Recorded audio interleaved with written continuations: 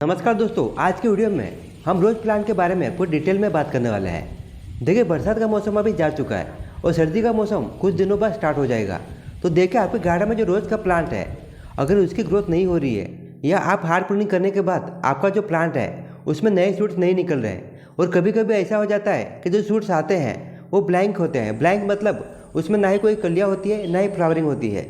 तो देखिए, आपके गार्डन में जो रोज का प्लांट है उसे अभी सर्दी के मौसम के लिए आपको रेडी करना होगा, क्योंकि दोस्तों सर्दी का जो मौसम है वो रोज प्लांट के लिए फ्लावरिंग के लिए बहुत ही अच्छा समय माना जाता है। देखिए, जैसे ही नवंबर महीना स्टार्ट होगा, जो सर्दी का मौसम है वो स्टार्ट हो जाएगा और उस टाइम पे नवंबर से लेकर मार्च तक आपके गार्डन में जो रोज का प्लांट है वो पूरी तरह से कलियों से और फूलों से भर जाएगा। पर देखिए, इसके पहले जैसे ही अक्टूबर महीना स्टार्ट होता है आपको कुछ बातों का ध्यान रखना होगा और कुछ ऐसी मैं टिप्स बताऊंगा। अगर उसका फॉलो करते हैं तो आपके गार्डन में जो रोज का प्लांट है, अगर वो प्लांट बहुत ही छोटा है तो छोटे से छोटे प्लांट में भी बहुत सारे उसमें कलियाँ और फ्लावरिंग होगी। देखिए, आपके गार्डन में जो रोज का प्लांट है आपको इसी टाइम पे इसकी सॉफ्ट प्रूनिंग और हार्ड प्रूनिंग करना है। और जैसे ही आप हार्ड प्रूनिंग या सॉफ्ट प्रूनिंग करते हैं तो आपके गार्डन में जो प्लांट है उसमें ज़्यादा से ज़्यादा सूट्स डालने के लिए और जो सूट्स है उसे हेल्दी बनाने के लिए आपको दोस्तों पेस्टिसाइड का और फर्टिलाइजर का यूज करना है। देखिए, इसके लिए हमारे घरों में यूज होने वाली जो लहसुन है उसका हम लोग इस्तेमाल करेंगे। लहसुन में काफ़ी ज़्यादा मात्रा में औषधि गुण पाए जाते हैं और इसमें बहुत सारे दोस्तों न्यूट्रिशन भी पाए जाते हैं।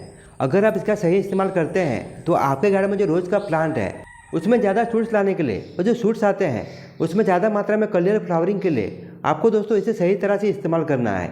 अगर आप इसे अच्छी तरह से इस्तेमाल करते हैं तो आपके गार्डन में जो रोज का प्लांट है वो सर्दी के मौसम में पूरी तरह से कलियों से और फूलों से भरा रहेगा। पर देखिए, इसका इस्तेमाल करने से पहले आपको कुछ बातों का ध्यान रखना होगा। अगर उसका फॉलो करते हैं तो आपके गार्डन में जो रोज का प्लांट है नवंबर से लेकर मार्च तक कभी भी इसमें कलियाँ और फ्लावरिंग की कमी नहीं होगी। तो चलिए दोस्तों, वीडियो की शुरुआत करते हैं।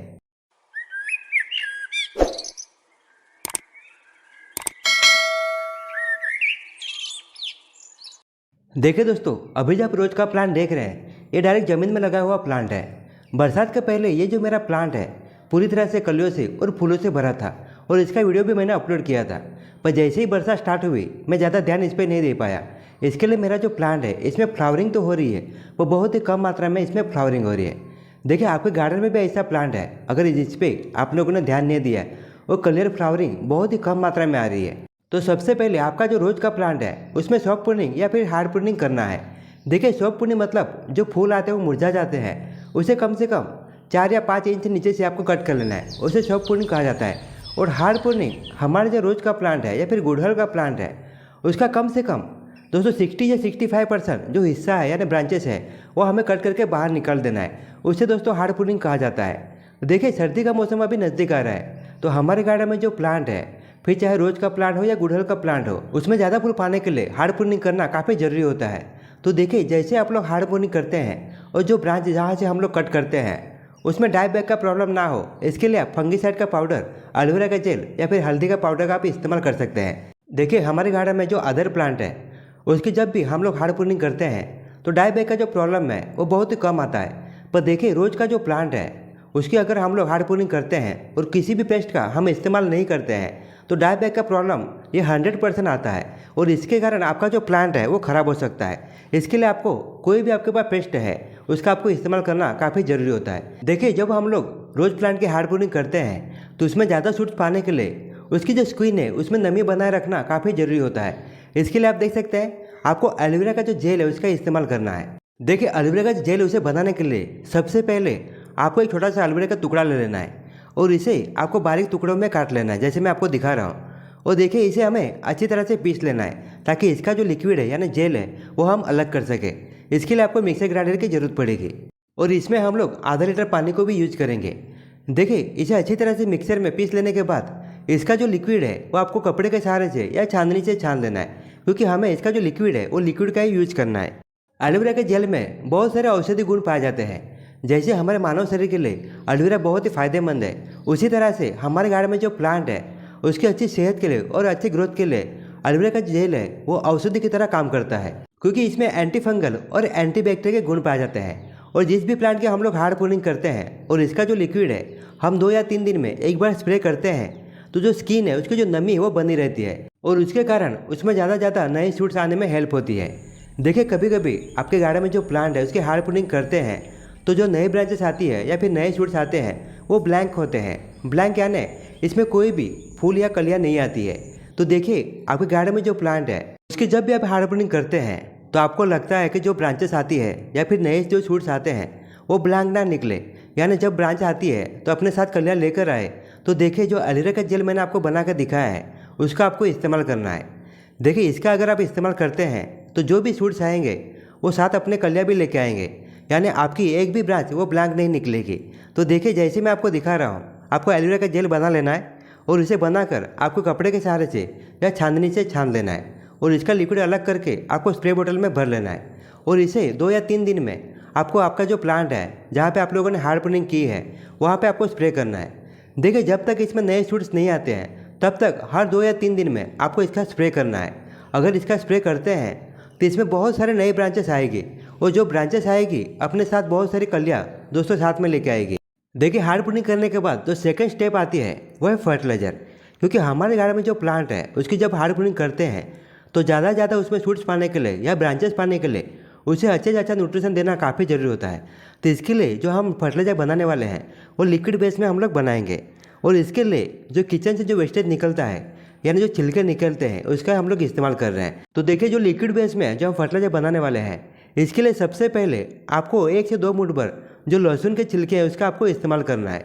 देखिए लहसुन के छिलकों में काफ़ी ज़्यादा मात्रा में पोटास होता है और हमारे गार्डन में जो फूलों वाले प्लांट है अगर उसमें फ्लावरिंग बहुत ही कम मात्रा में आ रही है या फ्लावरिंग पूरी तरह से बंद हो चुकी है तो लहसुन का छिलकों का आप लिक्विड बेस में या ड्राई बेस में आप इस्तेमाल कर सकते हैं। और इसी के साथ साथ इसमें काफ़ी ज़्यादा मात्रा में नाइट्रोजन की मात्रा होती है, यानी हमारे जो प्लांट है उसकी अच्छी ग्रोथ के साथ साथ उसमें ज़्यादा मात्रा में कलर फ्लावर के लिए इसका आप इस्तेमाल कर सकते हैं। देखिए अगर आप 1 लीटर पानी लेते हैं तो 1 लीटर पानी में आपको कम से कम 1 से 2 मुट्ठी भर इसका इस्तेमाल करना है। देखिए दोस्तों लहसुन के जो छिलके हैं उसका इस्तेमाल करने का और एक बहुत बड़ा रीज़न है, ये बहुत अच्छा पेस्टिसाइड और फंगिसाइड का काम करता है। अगर हम इसे हमारे गमले की जो मिट्टी है उसमें अगर यूज करते हैं तो इसमें कोई भी हार्मफुल बैक्टीरिया है या फिर कीड़े या चिट्टियाँ है इसकी जो स्मेल है वो स्मेल के कारण दोस्तों तुरंत वहाँ से भाग जाते हैं। और देखिए दोस्तों जो लिक्विड फर्टिलाइजर हम बनाने वाले हैं उसकी जो पावर है वो ज़्यादा बढ़ाने के लिए हम कुछ प्याज के जो छिलके हैं उसका इस्तेमाल कर रहे हैं। प्याज के छिलकों को भी आपको 1 मुट्ठी भर 1 लीटर पानी में ले लेना है। देखिए प्याज के छिलकों में काफ़ी ज़्यादा मात्रा में मैग्नीशियम, कैल्शियम, सल्फर और इसी के साथ साथ इसमें काफ़ी ज़्यादा मात्रा में आयरन भी पाया जाता है। और देखिए जो छिलकों का हम लिक्विड बेस में जो फर्टिलाइजर बनाने वाले हैं उसका अच्छा रिजल्ट पाने के लिए आपको कम से कम इसे 2 दिन के लिए यानी 48 घंटे के लिए आपको छाँव की जगह में इसे रख देना है ताकि इसका जो न्यूट्रिशन है वो अच्छी तरह से पानी में उतर आए और इसके बाद ही आपको इसका इस्तेमाल करना है। देखिए जैसे ही 48 घंटे कंप्लीट होते हैं जो लिक्विड है वो फर्टिलाइजर में कन्वर्ट हो जाता है। तो आप देख सकते हैं इसका जो पानी का कलर है वो भी लाल हो चुका है, यानी जो छिलके हम लोगों ने इस्तेमाल किया है उसका जो भी न्यूट्रिशन है वो पूरी तरह से पानी में उतर आ चुका है। सबसे पहले तो हमें इसे कपड़े के सहारे से या छाननी से छान लेना है, क्योंकि छिलकों का हम लोगों ने जो इस्तेमाल किया है उसे हमें अलग कर लेना है, सिर्फ लिक्विड का ही हमें इस्तेमाल करना है।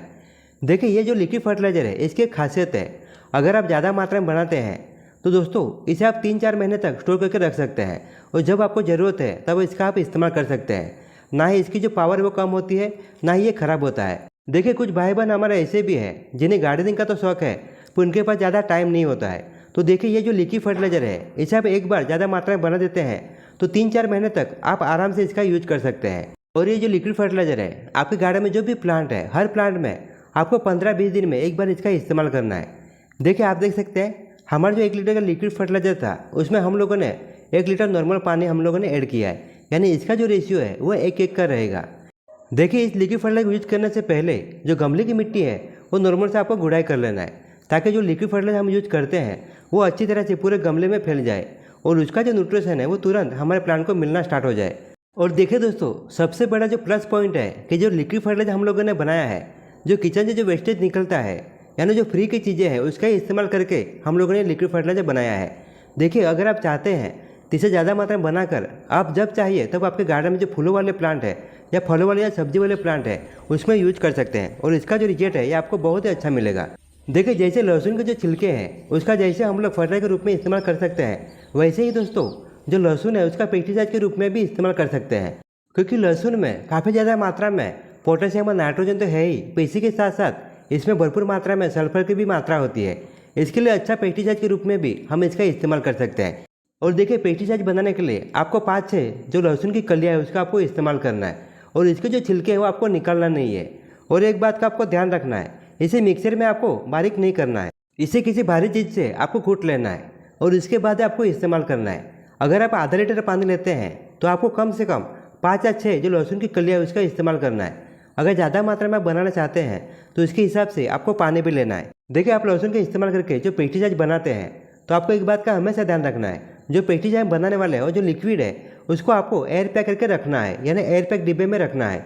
देखिए खुले में हम छोड़ेंगे तो बहुत ज़्यादा मात्रा में इसका जो सल्फर है यानी जो स्मेल है वो दोस्तों निकल जाएगी और जो पावर है वो बहुत ही कम हो जाएगी। इसका आपको हमेशा ध्यान रखना है और इसे आपको 24 घंटे के लिए यानी एक दिन के लिए आपको छाँव की जगह में छोड़ देना है। और जैसे ही 24 घंटे कंप्लीट होते हैं उसके बाद ही आपको इसका इस्तेमाल करना है। देखिए इसका अगर इस्तेमाल करते हैं तो आपके गार्डन में कोई चिट्टियाँ या कीड़े हैं या फंगीसाइड जैसी जो बीमारी है उसे भी दूर भगाने में हेल्प करती है। देखिए अगर आपके गार्डन में जो प्लांट है उस पर ऑलरेडी कोई बीमारी है तो ये काम नहीं करेगा, पर आपको लगता है कि आपके गार्डन में जो प्लांट है उस पर कभी भी किसी बीमारी का अटैक ना हो तो हर 15-20 दिन में अगर एक बार इसका स्प्रे करते हैं तो आपके गार्डन में कभी भी किसी बीमारी का अटैक नहीं होगा और आपके जो प्लांट है वो हमेशा हेल्दी बने रहेंगे। तो आप देख सकते हैं इसे मैंने अच्छी तरह से छान लिया है। और देखिए लहसुन का इस्तेमाल करके जो हम लोगों ने जो पेस्टिसाइड बनाया है उसे जितना हो सके आपको तुरंत यूज कर लेना है, इसे आपको स्टोर करके नहीं रखना है, क्योंकि दोस्तों अगर हम लोग स्टोर करके रखते हैं तो धीरे धीरे इसकी जो पावर है वो कम हो जाती है। और देखिए जैसे मैं आपको दिखा रहा हूँ इसी तरह से आपको इसका स्प्रे करना है। और आपके गार्डन में जो फूलों वाले प्लांट है, फलों वाले या सब्जी वाले प्लांट है, सभी प्लांट पे आप इसका इस्तेमाल कर सकते हैं।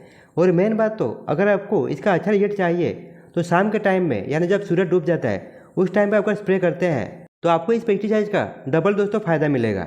तो देखिए दोस्तों लहसुन का इस्तेमाल करके हम लोगों ने जो पेस्टिसाइड बनाया है उसी के साथ साथ जो फर्टिलाइजर बनाया है अगर आप उसका इस्तेमाल करते हैं तो आपके गार्डन में जो रोज़ का प्लांट है उसमें कभी भी कलियर फ्लावरिंग की कमी नहीं होगी। और इसी के साथ साथ जो सबसे बड़ी जो बात है, अगर पेस्टिसाइड के रूप में भी हम इसका इस्तेमाल करते हैं तो देखिए आपके गार्डन में जो प्लांट है उस पर कभी भी किसी बीमारियों का या चींटियों या कीड़ों का अटैक नहीं होगा और आपके जो प्लांट है वो साल भर हरे भरे होने के साथ साथ वो कलर फूलों से भी भरे रहेंगे।